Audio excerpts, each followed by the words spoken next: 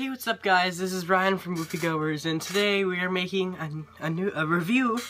And yeah guys, I know, happy Christmas Eve. I know I'm making this on Christmas Eve, so you're probably all at parties or something, but I hope to upload this an hour or two before everyone's party starts, because mine starts at 6, that's why I'm all dressed up, you know. Got my hair to the side like usual. But you know guys, today we're going to be reviewing something. Actually, it's our first typical device.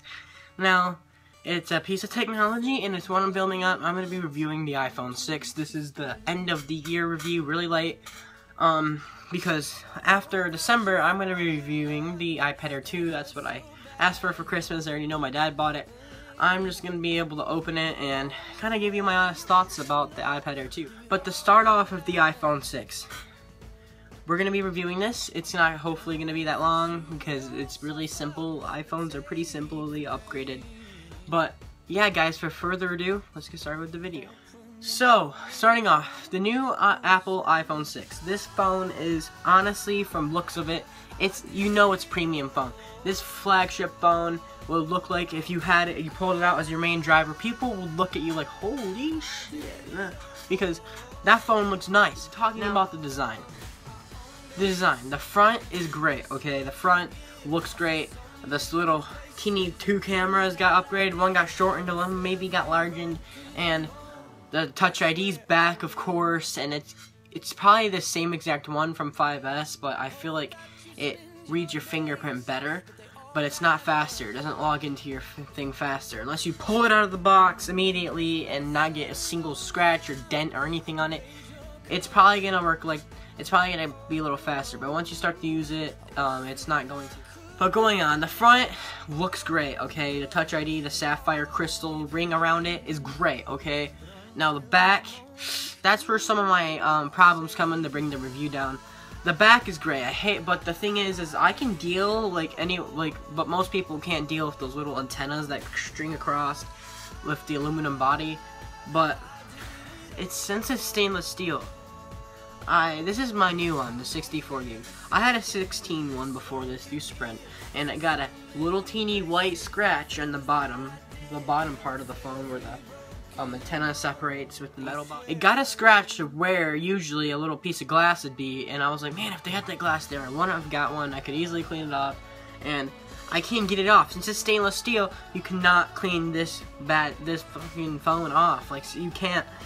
I tried everything. I used toothpaste, I used glass cleaner, I tried everything on this phone, and it didn't clean off, and I was mad about it because I can notice it, but nobody's like, it's barely noticeable. It was like really teeny.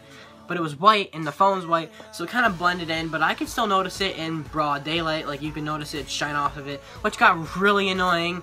And on this 64 one, I got, by the topper antenna on one side and the other, there's this teeny little black speck, like, stuck under, or, I don't know, maybe it's from the design when Apple shipped it. It's on the antenna, or kind of underneath it. Here's the antenna, here's the speck. The speck's not that big, but here's the speck right there. And you can't get it off. I was trying to rub it off. You can't get it off, and it's really annoying. So that's gonna bring the thing down by 0.3 points. Sorry, but Apple, maybe next iPhone or 2 iPhones later, you can make it where we can fucking clean this phone, because it gets annoying when you get things like that. Now, the screen, the ion strengthened screen is fine. It works fine. I've already dropped the new one with the outer box case I have on it like 2 times. It worked perfectly. With the 16, I found in my pocket at Applebee's on this hardwood, nice floor on the screen. It didn't crack or have anything. Worked perfectly fine. But yeah, that's probably the design. The software is great. Okay, iOS 8 works fabulously with this new phone. It would work as Apple predicts it works. It's great. It's gonna run smoothly, not crash. But I've had a blue screen crash on my iPhone 6 already once.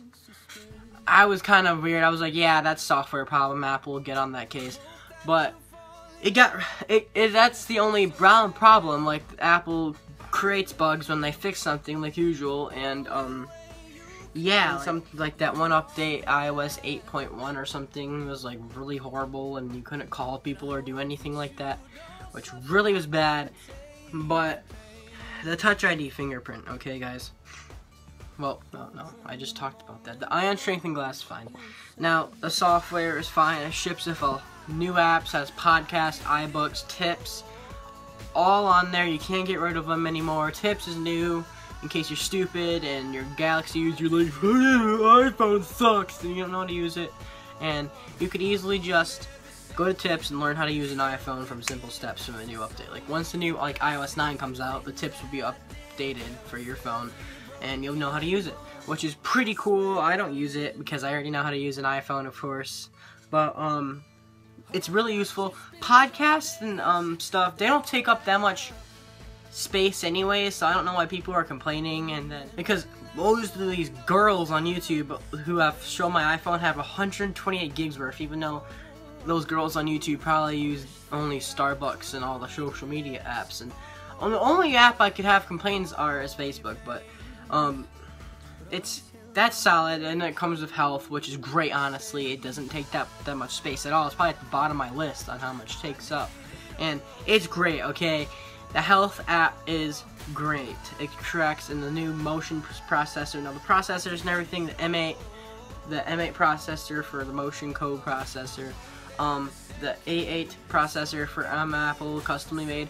They work seamlessly together, guys. This phone is seamless. It's so fast. It's like, boom, you got it. It's gonna work. Like, if a Samsung, you press the home button 5 million years later, it finally opens up. Like, I see Samsung fans hating on Apple. It's like, guys, come, you know Apple's software is better. Even, oh, we can have 4 tabs open on one screen. Who wants 4 tabs open on one screen? No one. First of all, when you have YouTube open and you have another app open, that phone, like the Note or whatever my dad and my mom have the Note for, it's gonna lag. It's gonna bring the frame rate down, and it's gonna lag, and it's not gonna help out. It's not gonna be good. It's gonna lag. Apple doesn't want you to do that. Even that's understandably not why you want to customize it. You be in one tab at a time. You double click the home button. You brings up all your apps. You can slide through, and boom, you're in. It's amazing, guys.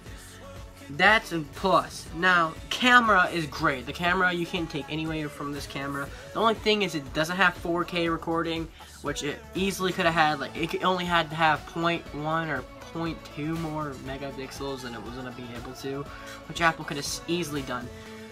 Which is the only downside. It only brings the gray down by like 0.1, so that's 0.4, so it's almost a 9.5. No, one away from 9.5, which is, it's still good, guys. This is still a great phone. Now, the camera films at 60 frames or 30 frames per second. You can choose between them, which is great. The slow-mo's at 240 frames, guys. The Galaxy Note, even though has better specs on paper, can't even do that. And if it can film in slow-mo, but it looks horrible. It looks like a 2001 camera, and it's just horrible. Now, it's 240 frames, and you can switch between 120. That's great. Time lapse. That's even better for an add-on. What else is there? What else? The square photo, that's really easily added. That's great. Then there's the panorama. I haven't used the panorama photo. They're kind of hard for me to take, but I haven't been on any mountaintops or anything to take one. But it's great. 40 some megapixels. That's even great. But the camera app's solid. Now, other apps. One more complaint that can bring it down by 0.1 is, since all the apps are optimized, there's not really a complaint about it. But some apps do take up more space. For 16 gigabyte users, my problem. I had to delete a lot of apps and barely have any apps left just to have like 3 or 4 gigs left. These apps are outrageously huge. Like, Facebook takes up like 500 megabytes. That's almost as much as iMovie. iMovie almost takes up a gig. I know it's editing software, but guys, a whole gig for 16 gig users, that's outrageous. Apple upped the gigabyte models from 16 to 32. You go 32, 64, and 128. Grand, okay? Unless you want to add a new gigabyte. Instead of 32, it could be like 42 or something, which would be even better. And I can't bring the grade down for that, guys, but it's grand, okay? The apps are all optimized pretty much. Some apps aren't because those developers are just too lazy. Like some of the apps I have, like the Celebration app for movies isn't optimized. That's fine, understandable. They don't really give a shit about the app. They update their website, not the app. That's fine. Can't complain about that. It'd be cooler to have the redesign, but it's fine. Now, what else would there be? Guys, I don't really know. The apps are fun, but just the bigger app things is really big. So you're gonna have to buy another bigger size gigabyte phone. Understandable how 128 people want it, but 64 is like the perfect size. But if it was like 72, I bet it would be even better. But it's fine. The apps just take up a lot of space, which can get really annoying because I only have like 42 left. I mean, 40. You're like 42. That's a lot. I had 39 because I downloaded the Winter Soldier. Yeah, guys, I downloaded the Winter Soldier. I wanted the movie through the movies I bought for a little present for Christmas, and I used it. But I still have new movies I'm gonna buy. So, like Guardians of the Galaxy, probably. So that movie is probably better or as good as the Winter Soldier. So you guys are solid. You're good on that. But guys, you're perfectly fine. This phone is solid, okay? So that's all I gotta say. It's solid. It's a solid phone. It's probably the best phone Apple's made. And let's get to the grade and score review. So if I had to give it a review, I'd give it a 9.5 in score and a solid A. An A grade, okay? A and 9.5. Not an A+ because of those little teeny things, but maybe next year the 6S will get it because the 6S doesn't have to have that big of a thing. Apple's just fixing it a little bit. So, yeah guys, that was my review on the iPhone 6. The iPad Air 2 review will be coming up. These devices are getting better and better, and this iPhone was great. I loved it. It's my daily driver. That's what I'm filming on at 60 frames per second. But yeah guys, this is Ryan from Moviegoers, so if you liked the video, please like it up.